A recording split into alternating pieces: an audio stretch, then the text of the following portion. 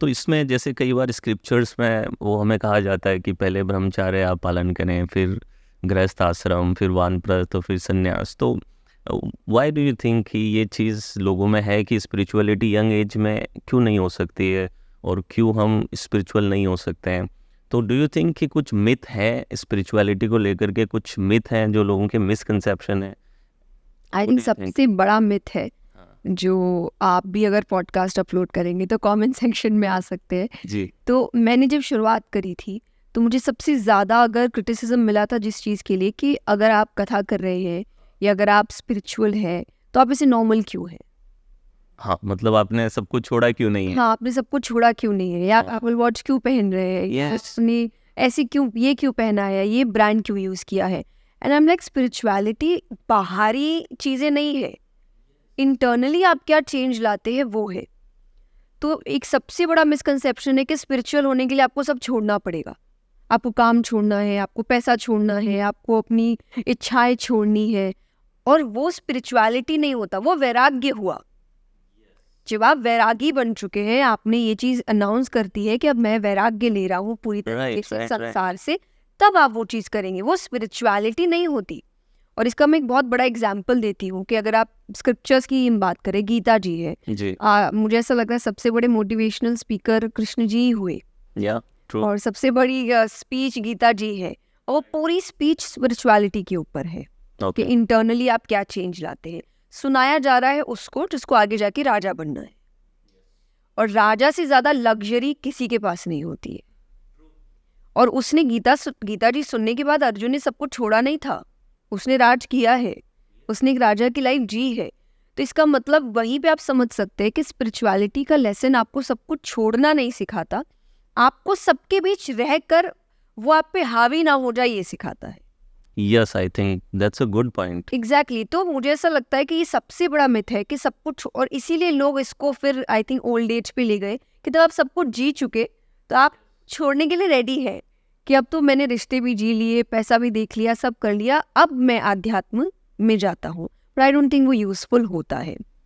तो आप young age में स्टार्ट करिए, you don't have to leave anything, वो आप पे हावी ना हो, ये वर्किंग स्पिरिचुअलिटी देती है आपको। Perfect, I think, yes.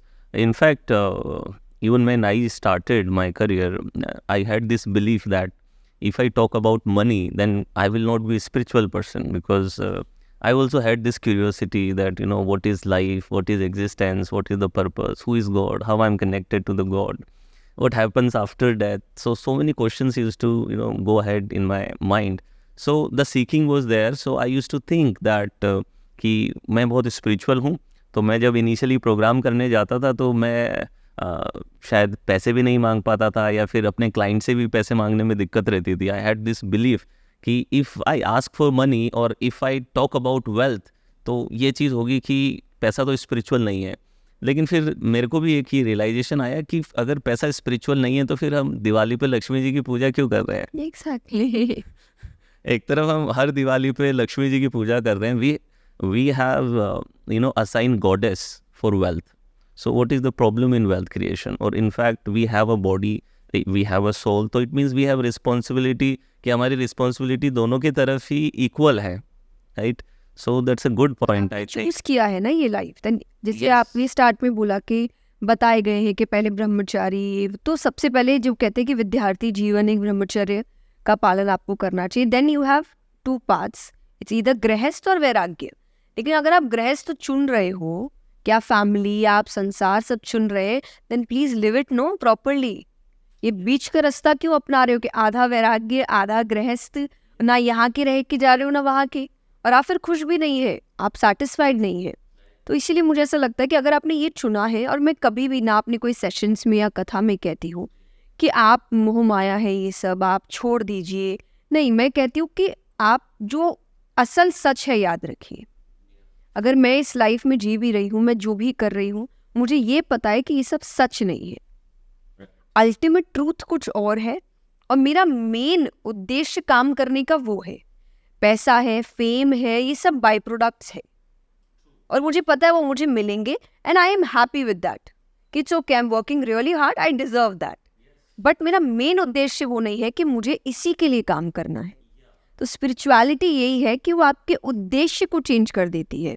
बाकी चीज़ें मिलेंगी आपको और सबको मिली है, भगवान के जितने भक्त हुए उनको भी मिली है, अर्जुन को भी मिली है, सबको मिली है।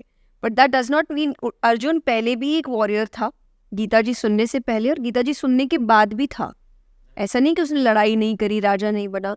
जो चेंज आया अंदर आया, तो वो चेंज आपको लाना है। आपको बाहर से चेंज होकर नहीं दिखाना है, सिर्फ इंटरनली कि वो ये बाहर से मैंने कह दिया कि मैं ये काम नहीं करूंगा पर मन आपका जा रहा है वहाँ पे, Yes. तो ये फेक स्पिरिचुअलिटी। यस, तो फिर वो हिपोक्रेसी हो जाती है कहीं ना कहीं। और आई थिंक कि जब हम when we are grounded in spirituality, अगर अध्यात्म में हम ग्राउंडेड हैं तो कभी भी ग्रीड हमारे ऊपर हावी नहीं होती है। जो कि बहुत सारे लोग ग्रीड ड्रिवन हो जाते हैं कि जस्ट इतना पोजीशन इतना उन्हें करना है कि वो अच्छा बुरा एथिक मोरालिटी कुछ नहीं देखेंगे।